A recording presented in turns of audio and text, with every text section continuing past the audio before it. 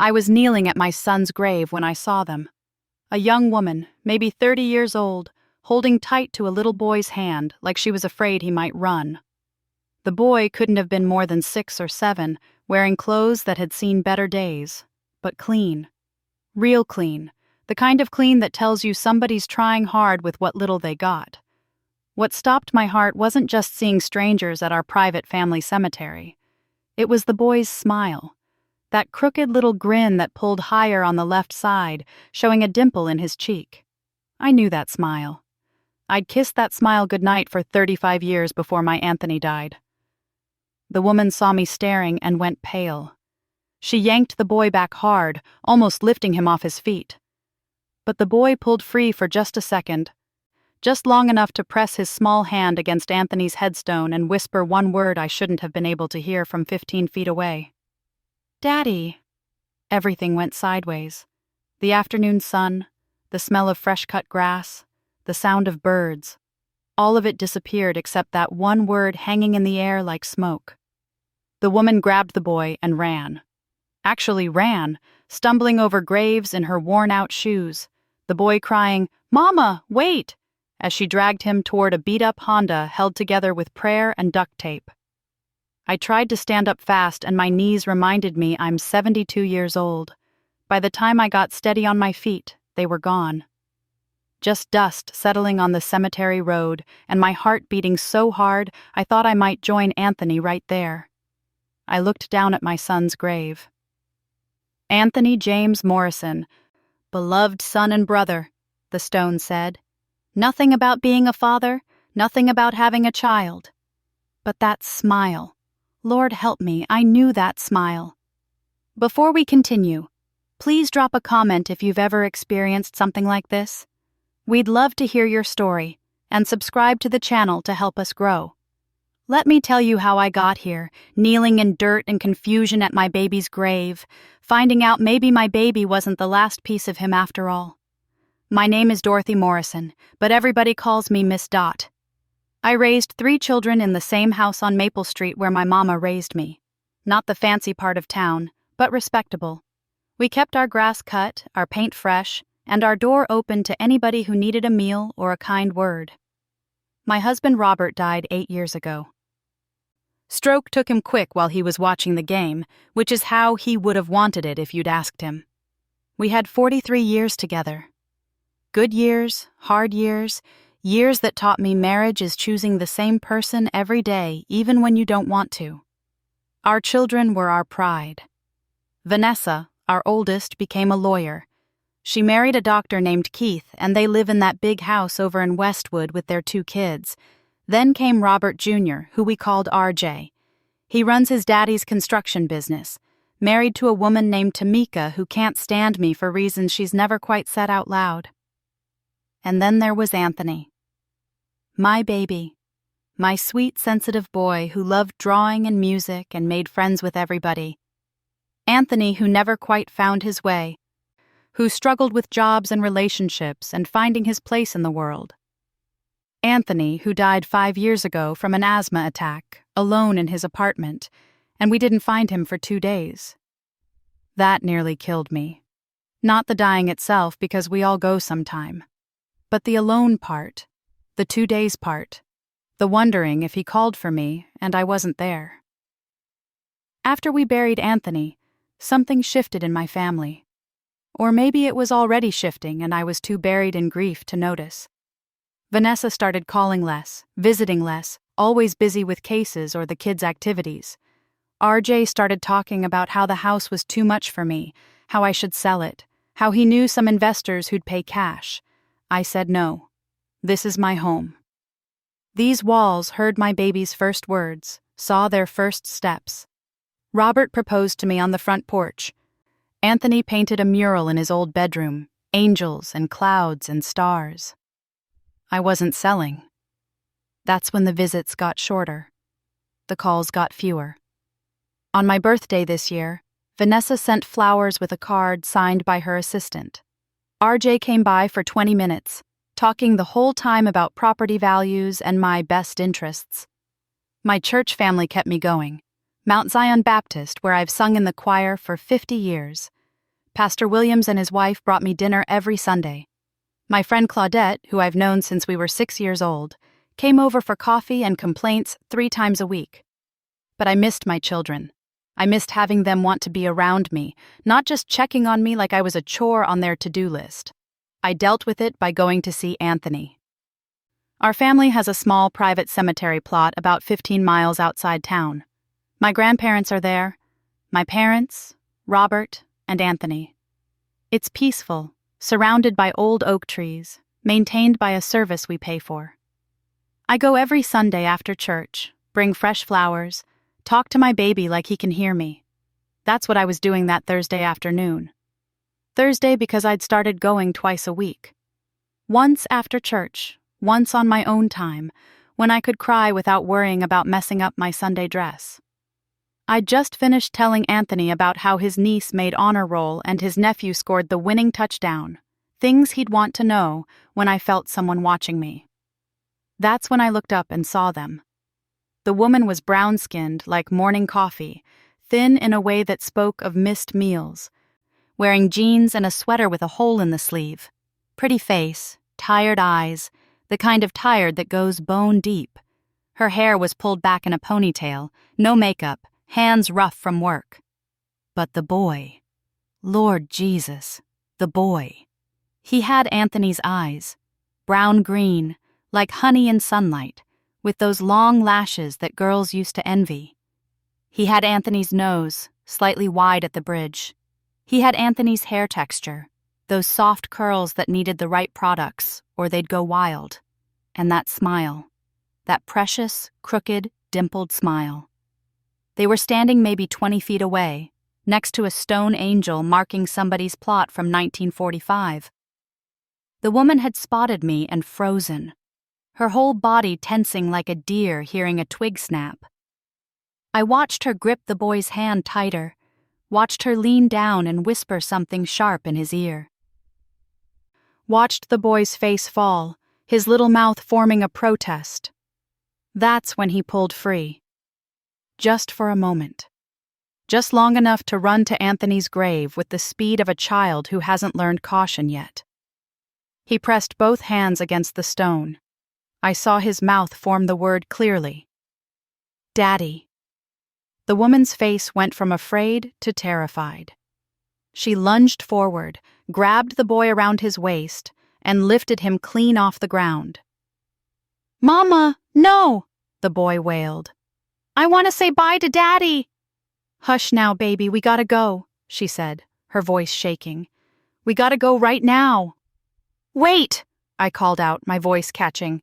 "Please, wait!"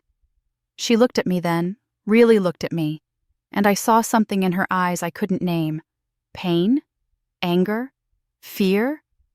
"I'm sorry," she whispered. "I'm so sorry. We shouldn't have come." "Who are you?" I managed to ask, my legs finally remembering how to work, taking a step toward them. "What's your name? Please, But she was already moving, the boy sobbing in her arms, his little hands reaching back toward the grave. I tried to follow. I really did. But 72-year-old knees on uneven cemetery ground don't move fast, and by the time I reached the parking area, all I saw was that old Honda spitting dust and exhaust as it tore down the road like hellhounds were chasing it. I stood there shaking, my phone in my hand, trying to decide who to call. Vanessa? She'd tell me I was seeing things, grief playing tricks. RJ? He'd probably tell me it was none of my business, even if it was true. Instead, I called Claudette. "Girl, you sound like you've seen a ghost," she said when she heard my voice. "Maybe I did," I whispered. "Maybe I did. Can you come get me? I don't think I should drive right now." Claudette didn't ask questions, just said she'd be there in 20 minutes. I walked back to Anthony's grave on shaking legs. The flowers I'd brought were still there, pink carnations, his favorite.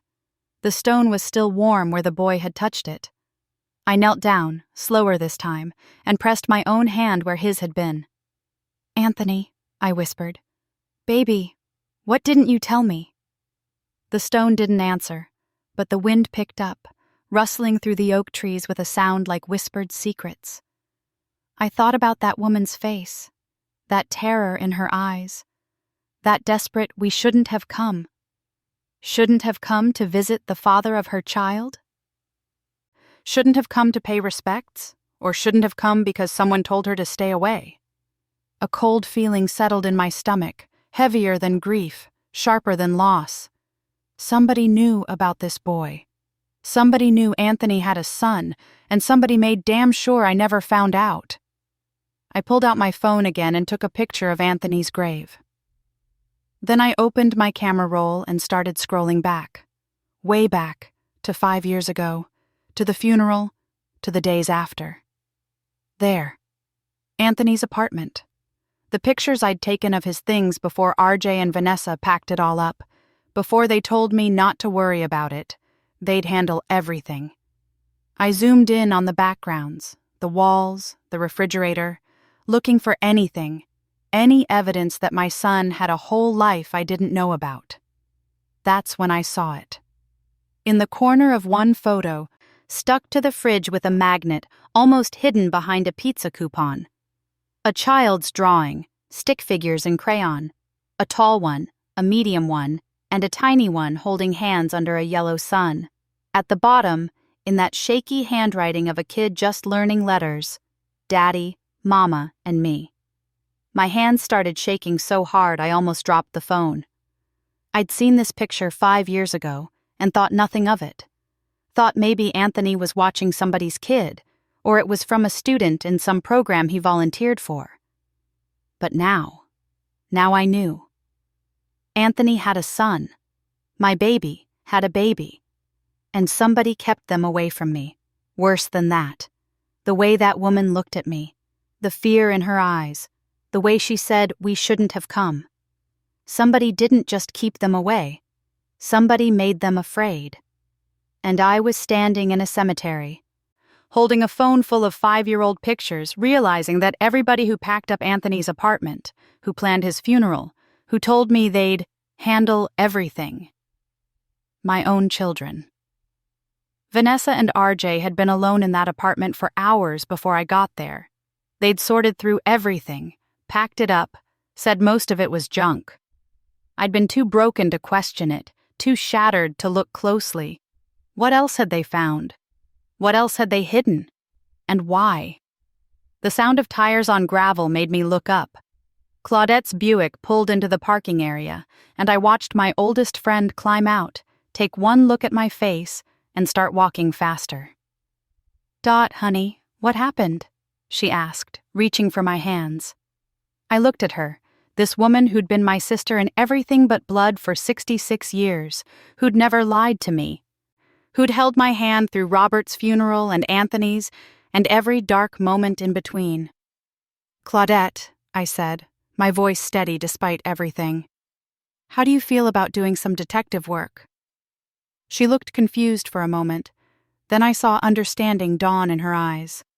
Claudette had never trusted Vanessa's husband, had always said something was off about how RJ's wife looked at me.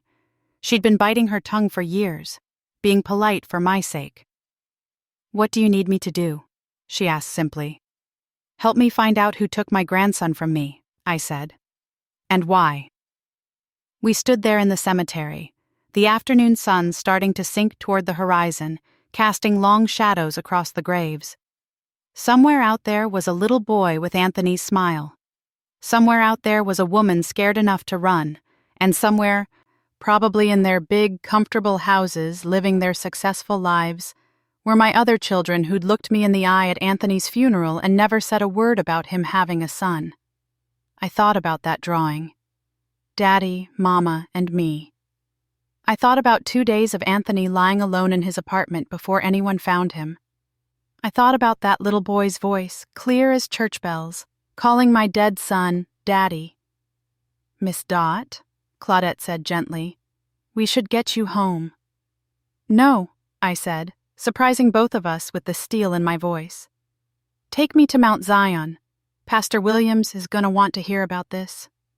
Because if there's one thing I learned in 72 years, it's that when the devil's been busy in your house, You don't face him alone.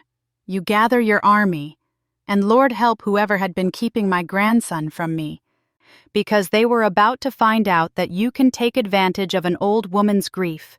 You can manipulate her broken heart, but you can't run forever. That little boy called my Anthony Daddy, which made him my grandbaby, and I've never been one to let my family go without a fight.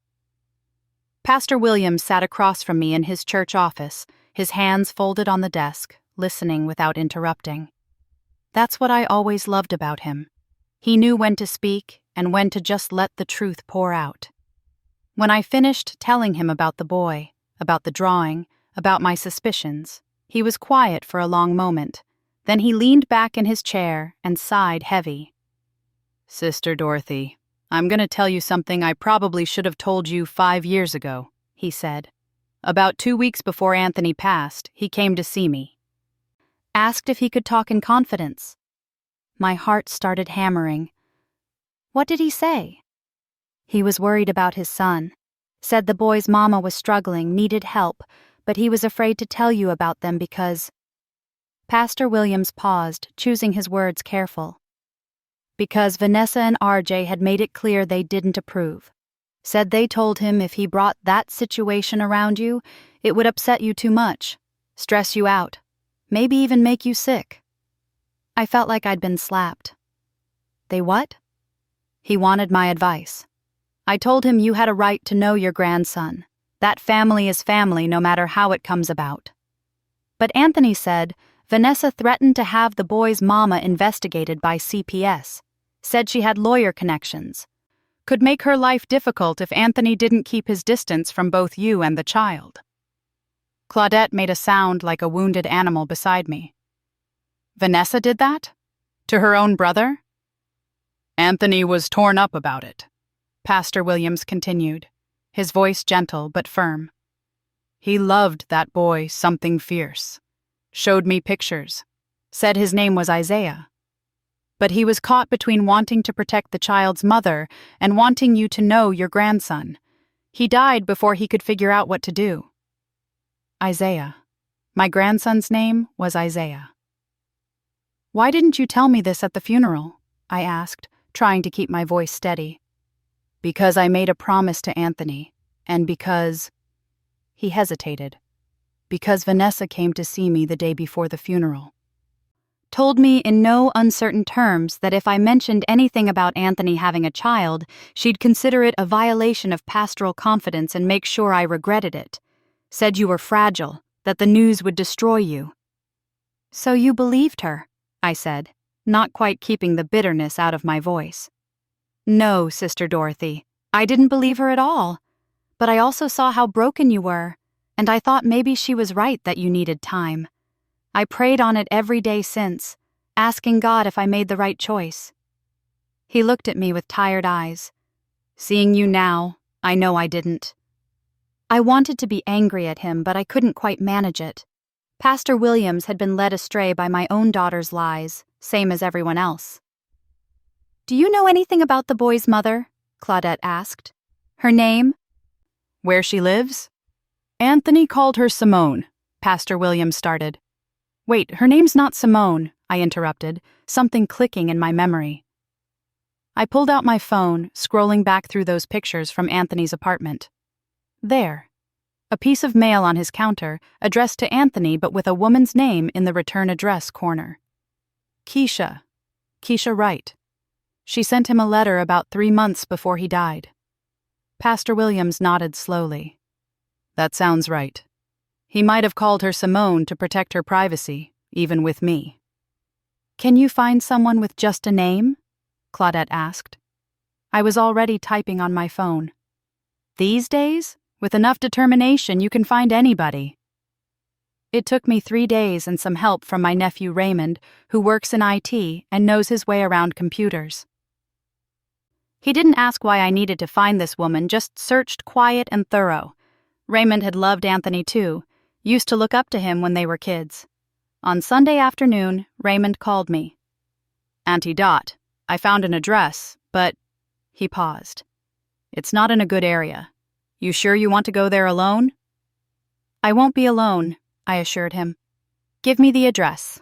Monday morning, Claudette picked me up at 8 o'clock. We'd both dressed down, jeans, simple shirts, comfortable shoes. I'd also called Lawrence, one of the deacons from church, asked if he wouldn't mind accompanying two old ladies on an errand.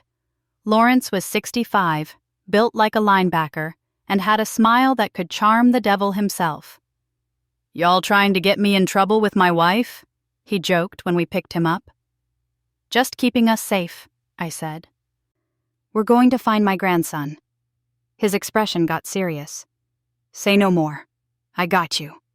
The address Raymond found led us to an apartment complex on the east side. Not dangerous exactly, but worn down. The kind of place where people work 2 jobs and still barely make rent. Laundry hung from balconies, kids' toys scattered in patches of dirt that used to be grass. Security cameras that probably stopped working years ago. We found Building C, climbed stairs that smelled like cigarettes and old cooking grease, and stood outside apartment 2D. I raised my hand to knock, but before I could, the door swung open. Keisha stood there, her eyes going wide when she saw me. She was holding a laundry basket on her hip, clearly about to head out, and now she looked trapped. "Please don't run," I said quickly. "I just want to talk. I'm not here to cause trouble."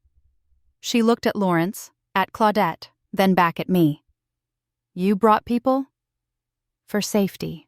Yours and mine," I said gently. "I just want to know about my grandson. Please." I saw her calculating, weighing options. Then she glanced behind her into the apartment, where I could hear a TV playing cartoons. "5 minutes," she said finally, stepping back. "But he can't see you. It'll confuse him." We followed her inside. The apartment was tiny but clean, everything neat and in its place despite being old and worn. Children's drawings covered the refrigerator. A small couch with patched cushions sat against one wall. Through a doorway, I could see Isaiah sitting on the floor, absorbed in his cartoons, that precious smile lighting up his face. My grandson, right there, 20 feet away. Keisha set down the laundry basket and crossed her arms, defensive. "How'd you find me?" "Does it matter? I know my son had a child. I know you were together. I know he loved that boy." I kept my voice low, calm. "What I don't know is why I'm just finding out now, 5 years after Anthony died." Her eyes filled with tears. "Because your daughter told me if I ever contacted you, she'd make sure I lost Isaiah. She said I was an unfit mother, that I trapped Anthony, that—" Her voice broke. "She said you didn't want anything to do with us anyway, that you'd be disgusted." The room spun. I grabbed the back of a chair to steady myself. "That's a lie," Claudette said fiercely. "Miss Dot would never—" "I know that now," Keisha said, wiping her eyes. "That day at the cemetery, when I saw your face, I knew she'd lied. But by then, I'd already stayed away for 5 years, already let my son grieve his daddy without his family. What was I supposed to do?" "Tell me everything," I said, sinking into the chair. "From the beginning." So she did. Keisha had met Anthony at the community center where she worked part-time. He'd come in to volunteer, teaching art to kids. They became friends, then more than friends. When she got pregnant, Anthony was thrilled. Scared, but thrilled. "He wanted to tell you right away," Keisha said. "But then he went to talk to his sister and brother first. Thought they'd help him figure out the right way. Instead, Vanessa told him I was probably lying about him being the father. Said even if it was true, bringing a baby into your life would stress you out too much. Might even trigger health problems." RJ backed her up. "But Anthony didn't believe them," I said.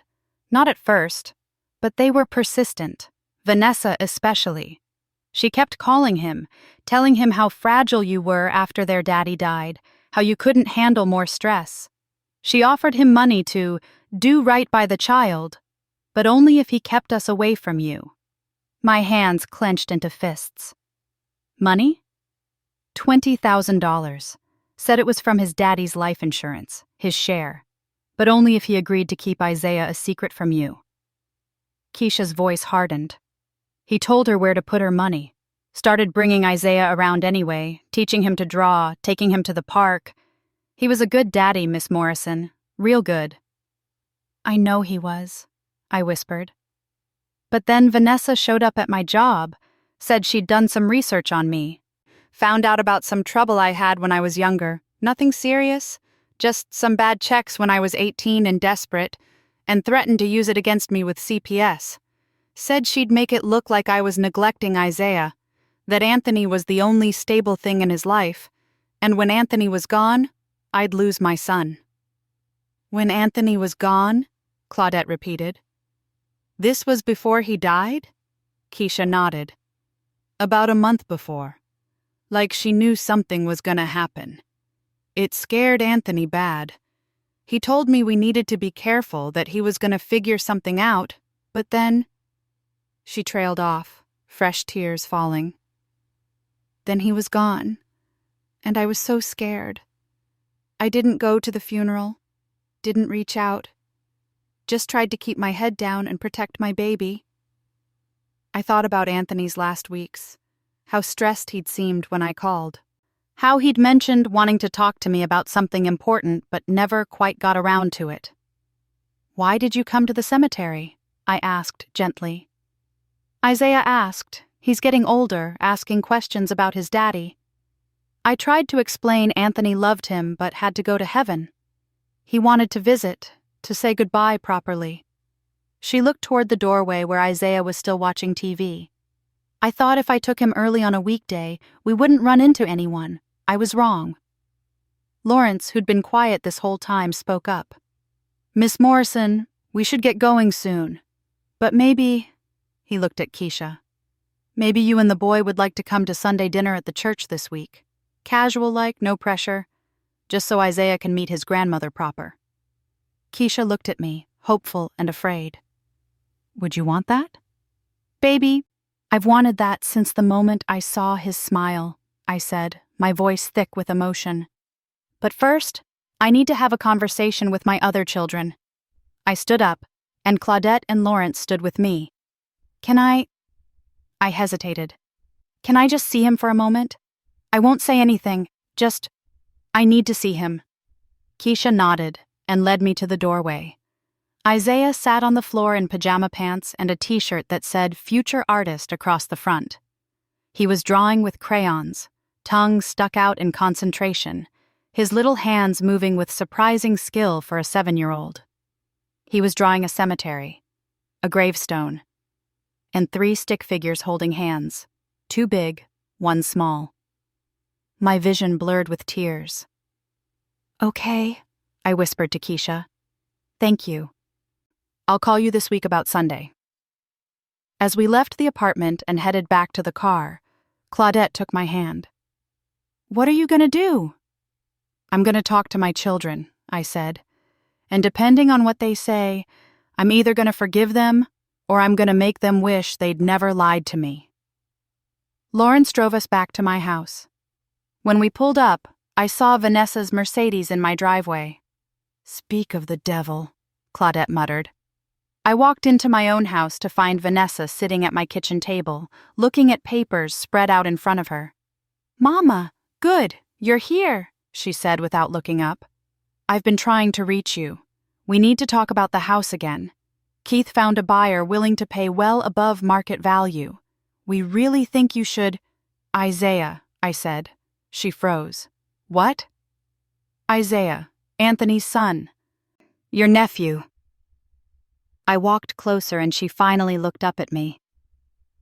The grandson you threatened to take away from his mother if she ever contacted me. All the color drained from Vanessa's face. Mama, I can explain. You told my son his child would make me sick. You threatened a woman trying to raise her baby alone. You kept my grandson from me while Anthony was alive and after he died. My voice was shaking now, not with sadness but with rage. Explain that. It was complicated. Was $20,000 complicated? The money you offered Anthony to stay away from me? Her mouth opened and closed. How did you... I found them, Vanessa. I found Keisha and Isaiah. I know everything. I stepped closer. What I don't know is why. Why would you do this to your own brother? To me? She stood up, her lawyer face sliding into place. Because Anthony was irresponsible. That woman was using him. And you would have given them everything. The house, your savings, everything Daddy worked for. You would have bankrupted yourself helping raise another man's... Don't you dare, I said, my voice deadly quiet. Don't you dare finish that sentence. It's true. We did a DNA test from Anthony's things after he died. That boy is his, but Mama, you have to understand... You did a DNA test? The words came out like ice. You knew for certain that child was Anthony's, and you still kept him from me? Vanessa's composure cracked. We were protecting you, and protecting our inheritance. That house is worth $500,000 now, Mama. $500,000. If that woman had gotten her claws in Anthony, married him, she'd have gotten part of it when you die. Her bastard son would have... The slap came before I even knew my hand was moving. Vanessa stumbled back, hand to her cheek, shock written all over her face. Get out of my house, I said. Mama, get out. And take your papers with you. I'm not selling. Not to you, not to anyone. I pointed at the door. Get out before I forget I'm a Christian woman and say something I can't take back. Vanessa grabbed her papers with shaking hands. At the door she turned back. You're making a mistake. That woman will take everything from you. The only people who took anything from me, I said, are standing in this house right now. You and RJ robbed me of 5 years with my grandson, robbed Isaiah of knowing his grandmother, robbed Anthony of the support he needed. My voice broke.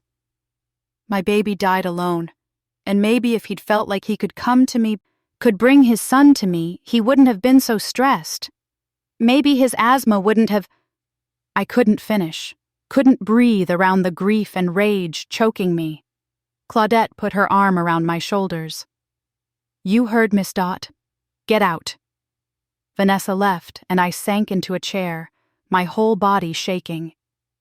That girl has lost her mind, Claudette said.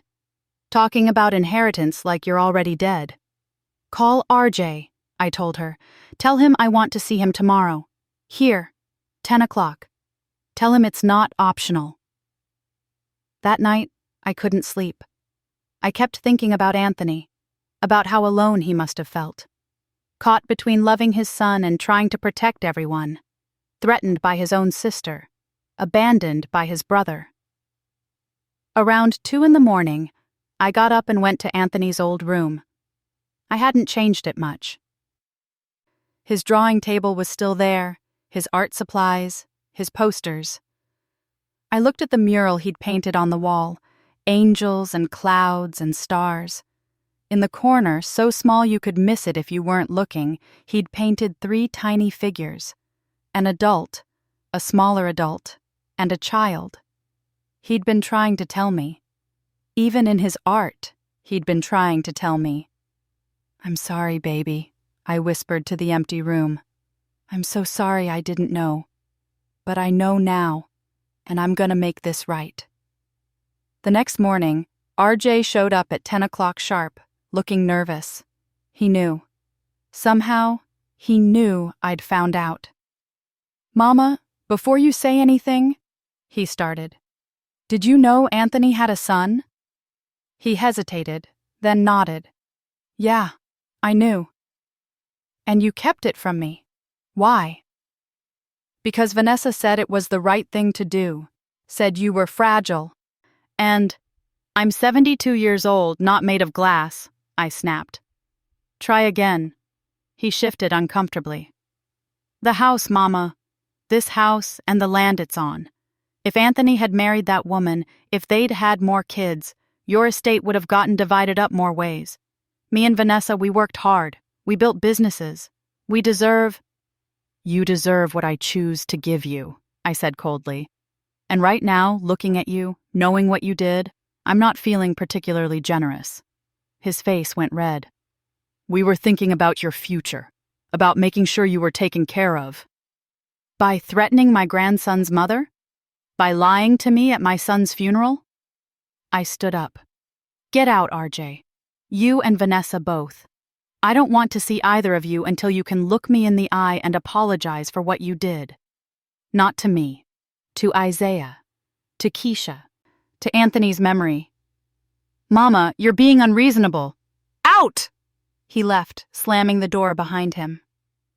I stood in my living room, breathing hard, feeling like I'd aged 10 years in 2 days.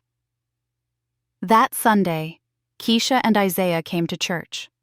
I sat with them, held my grandson's hand during the sermon, felt my heart piece back together a little when he smiled up at me. After the service, at the church dinner, Isaiah sat on my lap and showed me his drawings, told me about school, about his friends, about how he wanted to be an artist like his daddy. Your daddy was the best artist I ever knew, I told him, kissing the top of his head. And you got his gift. Grandma, he said, trying out the word. Yes, baby? Can we visit Daddy's grave again, together this time? Any time you want, I promised.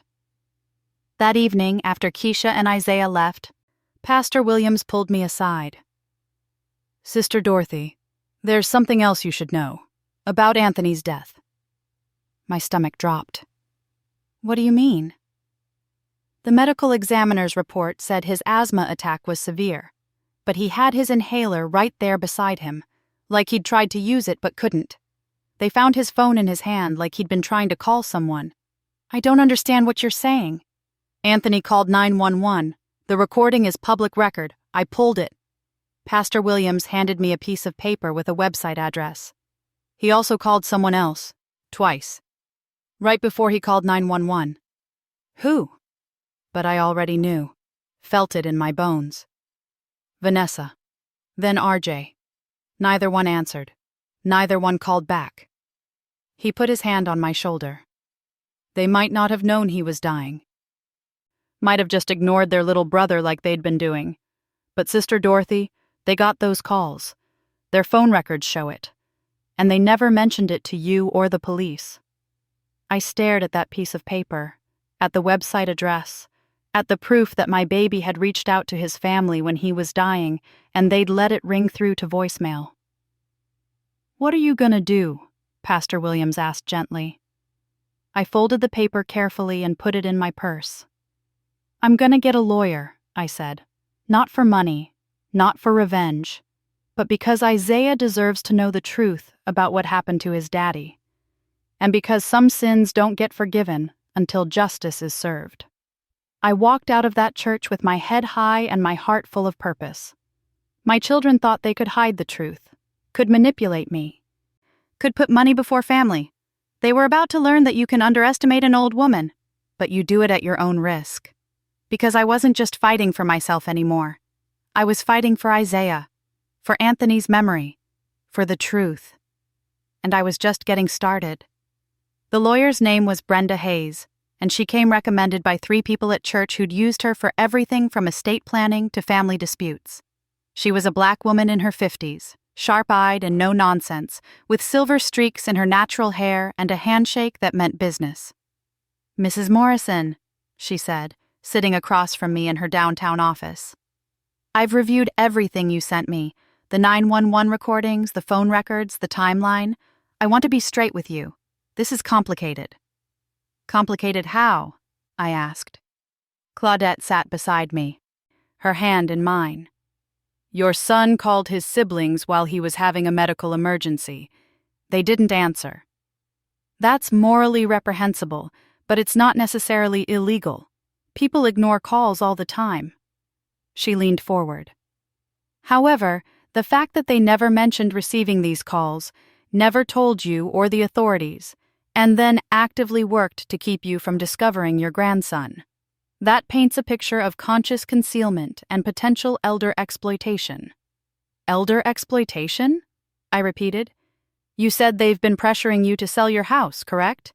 That they've isolated you from other family members, controlled information, and made decisions they claimed were in your best interest without your input? She pulled out a legal pad. That fits a pattern. Especially when combined with the financial motive, They wanted to preserve their inheritance by keeping Isaiah hidden. "What can we do?" Claudette asked. "Several things. First, we document everything. Second, we file for grandparents' rights to ensure you have legal access to Isaiah. Third," she paused, looking at me carefully. "Third, we can pursue a civil case against Vanessa and RJ for intentional infliction of emotional distress, fraud, and attempted elder exploitation. It won't bring Anthony back, but it will put their actions on record." "Will it cost a lot?" I asked. "Because I have some savings, but, Mrs. Morrison, let me tell you something. I lost my grandmother to this same kind of family manipulation. Her own children isolated her, sold her house out from under her, put her in a facility she hated." Brenda's jaw tightened. "I became a lawyer because of it, so here's what we're going to do. You pay me a small retainer, $500. The rest, we'll work out based on what we recover. If we don't recover anything, you owe me nothing more." I felt tears prick my eyes. "Why would you do that?" "Because some fights are about more than money, Mrs. Morrison. They're about what's right." She opened a folder. "Now, let's talk about your estate plan. When was the last time you updated your will?" Over the next 2 weeks, Brenda worked magic. She filed for formal grandparents' rights, citing the proven biological relationship. We'd done our own DNA test with Isaiah with Keisha's permission, and the documentation of Vanessa's threats. She sent official letters to both Vanessa and RJ, informing them of the legal actions and requesting their cooperation in mediation. Neither one responded to the mediation request. Instead, Vanessa showed up at my house with her husband Keith, both of them dressed in expensive suits, like they were going to intimidate me with their success. "Mama, you need to drop this lawsuit nonsense," Vanessa said, not even bothering with hello. "It's embarrassing. People at the firm are talking. This makes our whole family look bad." "Good," I said from my porch rocker, not inviting them up. "Maybe it should look bad. Maybe people should know what you did." Keith stepped forward, trying his smooth doctor voice. "Miss Dorothy, I think there's been some misunderstanding. Vanessa was only trying to protect you from stress." "Did you know?" I interrupted, looking at him. "About Isaiah?" He had the decency to look uncomfortable. Vanessa mentioned the situation, yes. "And you supported her keeping my grandson from me." "I supported my wife's judgment about what was best for her family." "Her family," I repeated slowly. "Not my family, not Anthony's family, hers." Vanessa's face flushed. "Mama, if you don't drop this, You'll what?" I stood up, and despite being half her height and twice her age, I watched her take a step back. "Threaten me like you threatened Keisha? Try to take my house like you've been trying for years? What exactly will you do, Vanessa?" "We could contest your mental competency," she said coldly. "Argue that you're not capable of making sound decisions, that you're being manipulated by that woman and her bastard—" "Don't say that word," a voice cut in. We all turned. RJ was coming up the walk, but he wasn't alone. Tamika was with him, and she looked furious. "Don't say that word about that child," Tamika repeated, walking right up to Vanessa. "I've kept quiet for years about your mess, Vanessa. Kept quiet about how you treat people, how you manipulate situations. But I'm done." "Tamika, this isn't your business," RJ started. "It became my business when you lied to me about it." Tamika turned to him. "You told me that woman didn't want Miss Dot involved. You said she was keeping the child away, not that y'all were threatening her, not that you ignored your brother's calls when he was dying." RJ went pale. "How did you—" "Because I listened to the 911 recordings myself," Tamika said. "I pulled the phone records. I did what you should have done 5 years ago. I looked for the truth." She turned to me. "Miss Dot, I'm so sorry. If I'd known—" "You know now," I said gently. "That's what matters." "This is ridiculous," Vanessa snapped. "Mama, you're really going to let these people turn you against your own children?" You turned me against you when you let my son die alone, I said quietly. When you kept my grandson from me. When you put money before family. I didn't do that, Vanessa. You did. A car pulled up, Brenda's silver Lexus. She got out with a briefcase and walked up my driveway like she owned it. Good afternoon, she said pleasantly. I'm Mrs. Morrison's attorney, Brenda Hayes. Are you Vanessa Morrison Grant and Robert Morrison, Jr.? This is harassment, Keith said. We could sue you for what? Doing my job? Brenda smiled. I have some documents for you both. Consider yourselves formally served. She handed them each a manila envelope. Vanessa ripped hers open, her face going from red to white as she read. You're suing us for $2 million? She gasped. For emotional distress, fraud, elder exploitation, and interference with familial relations, Brenda said calmly. The amount is based on your combined net worth and the severity of your actions.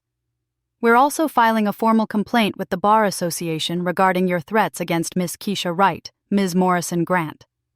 Threatening to abuse your position as an attorney to harm a civilian is taken quite seriously. You can't prove any of this, Vanessa said, but her voice shook. Actually, we can. Miss Wright recorded your threats.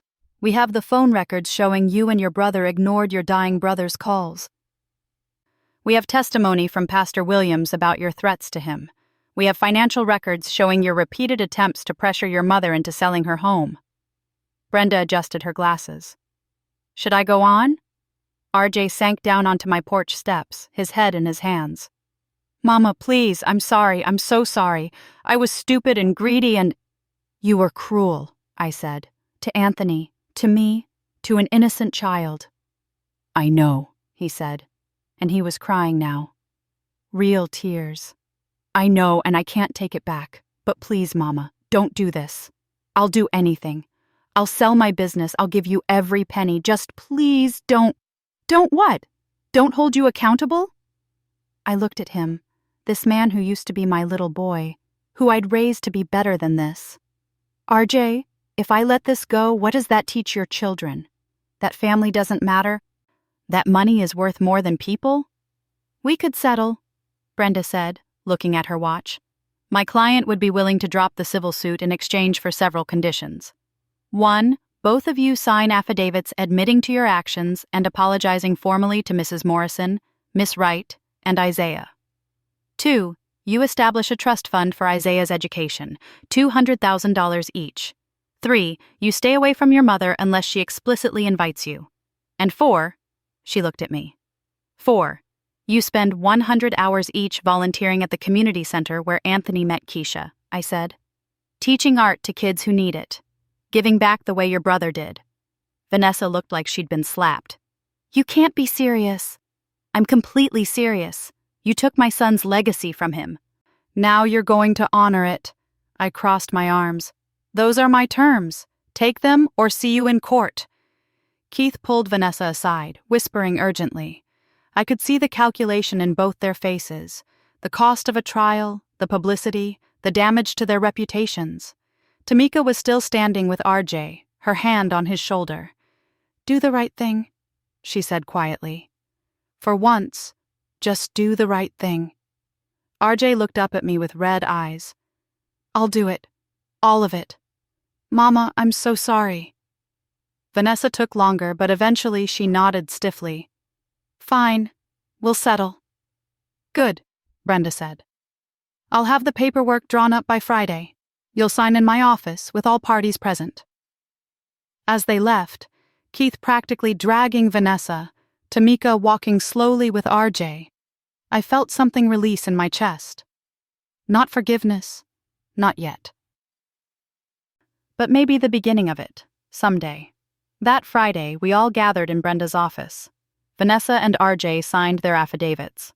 The trust funds were established. Papers were notarized and filed. When it was done, RJ approached me hesitantly.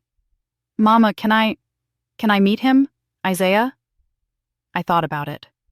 Not yet, but maybe someday, if you prove you've changed.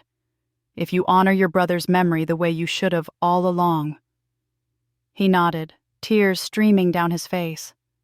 I will. I promise. Vanessa said nothing, just left with Keith, her back rigid with wounded pride. She'll come around eventually, Brenda said after they'd gone. Or she won't. Either way, you did the right thing.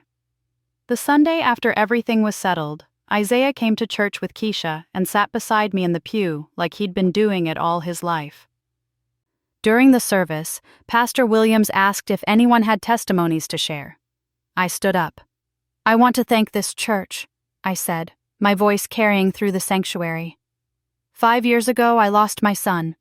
2 months ago, I found out I had a grandson I never knew about. Y'all helped me find him, helped me fight for him, helped me remember what family really means. I looked down at Isaiah, who was holding my hand. This is Isaiah Morrison. He's my grandson, and he's Anthony's greatest legacy. And I want y'all to know he's part of this family now, our family. The church erupted in amens and applause. Isaiah beamed up at me with that crooked smile. After church, we all went to my house. Me, Isaiah, Keisha, Claudette, Pastor Williams, and his wife, Lawrence, Tamika and RJ's kids, Raymond and his family. A real Sunday dinner. The kind I used to have when Anthony was alive. Isaiah sat at the head of the table in Anthony's old seat and showed everyone his latest drawings, told stories that made us laugh, asked questions about his daddy that I could finally answer. Grandma, he said later, when most folks had gone home and it was just him and Keisha and me sitting on the porch. Can I come see you every week? Baby, you can come see me every day if your mama says it's okay, I told him. I work most days, Keisha said hesitantly. But maybe... Would you want to watch him sometimes? After school? Are you serious? I felt my heart swell. I would love nothing more. So that became our routine. 3 days a week, Keisha dropped Isaiah off after school. He did his homework at my kitchen table, the same table where Anthony used to do his. We cooked dinner together. I taught him to make his daddy's favorite foods. He taught me about new music and showed me videos on his tablet. On Saturdays, we went to the cemetery together. Isaiah would bring fresh flowers and drawings to leave at his daddy's grave. He'd tell Anthony about school, about his friends, about his week with Grandma. One Saturday in December, 3 months after I'd found him, Isaiah brought a special drawing. It showed the cemetery, Anthony's grave, and 4 stick figures instead of 3. Me, Keisha, Isaiah, and Anthony, watching from a cloud with angel wings. You think Daddy can see us? Isaiah asked, taping the drawing to the gravestone. I know he can, baby, I said, pulling him close. And I know he's so proud of you. Are you proud of me too? Every single day. That Christmas, my house was full again. Not with Vanessa and her family. They'd sent a card and gift, but kept their distance like I'd asked. But with the people who mattered, Keisha and Isaiah, Claudette and her grandkids, Pastor Williams, Lawrence, Raymond's whole family. Tamika brought RJ's kids, though RJ himself stayed home, respecting my boundaries while he worked on himself. We ate and laughed and sang carols. Isaiah opened presents under the tree, including art supplies from me and a tablet for digital drawing from the trust fund his aunt and uncle had established. Grandma, he said that night, when everyone else had gone home and it was just us sitting by the Christmas tree lights. This was the best Christmas ever. Mine too, baby, I said, kissing his forehead. Mine too. I thought about the woman I'd been 3 months ago, lonely, grieving, manipulated by my own children into believing I was fragile. Kept from the greatest gift Anthony could have given me. And I thought about the woman I was now, stronger, surrounded by real family, the kind you choose and the kind that chooses you back. With a grandson who called me every day just to say he loved me. With a daughter-in-law who'd become a true friend. With a community that had my back. Vanessa and RJ had tried to take everything from me. My son's legacy, my grandson, my strength, my home. Instead, they'd given me something precious: clarity, the ability to see who really loved me and who just loved what I could give them. In the end, they lost far more than money. They lost their mother's trust, their brother's son, their place in a family they'd tried to control. And I gained everything I'd been missing: purpose, joy. A reason to wake up smiling every morning because I knew Isaiah would call me on his way to school, or I'd see him that afternoon, or we'd have plans for the weekend. The house that Vanessa and RJ wanted so badly? I updated my will. When I die, it goes to Isaiah, held in trust until he's 25, along with everything else I own. Because he's Anthony's son, and Anthony's son deserves his father's inheritance. I also made Keisha my healthcare proxy and power of attorney. The look on her face when I told her, the tears and the thank yous and the "Miss Dot, I don't deserve this," that alone was worth everything. "You love my grandson and you loved my son," I told her. "That makes you deserve everything." Some people think getting older means getting weaker, means letting your kids make your decisions, means fading quietly into the background of your own life. Those people never met Dorothy Morrison. I'm 73 now, and I've never felt stronger, never felt more sure of who I am and what matters. Every Sunday, I sing in the choir with my grandson in the front pew, watching me with Anthony's eyes. Every week, I watch Vanessa and RJ fulfill their community service hours at the center, teaching kids art and music, finally honoring their brother properly. Every day, I wake up grateful for second chances, for the truth coming to light, for a little boy with a crooked smile who whispered "Daddy" at a gravestone and changed my life forever. Anthony's gone, and that will always hurt. But his love lives on in Isaiah, in the drawings taped to my refrigerator, in the laughter that fills my house again, in the family that chose to stay when others tried to drive us apart.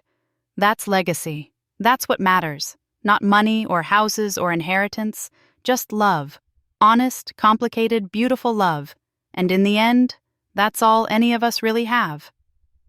Thanks for listening. Don't forget to subscribe and feel free to share your story in the comments. Your voice matters.